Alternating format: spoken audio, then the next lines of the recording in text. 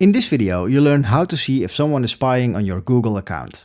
If you find this video helpful, please consider leaving a like and subscribing to the channel. The first thing you'll have to do once you're inside of Google, so you have to navigate to google.com. You can also do this on your tablet or your PC if you want to, but once you're in google.com, go to the top right and click on your profile picture. Then go and click on Manage your Google account. And once you're in here, you have to scroll the top bar a bit to the right until you see Security. You can click on this. And once you're in here, you have to scroll down a bit again until you see Your Devices. And right here you can see every device you're currently being signed into on Google.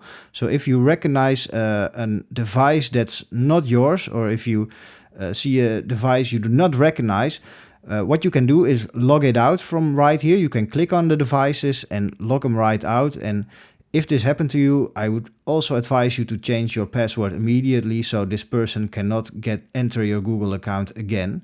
So to lock those persons out, you can click on Manage all devices and then select the device that's not yours and log them out immediately. So this is how you can see if someone is spying on your Google account.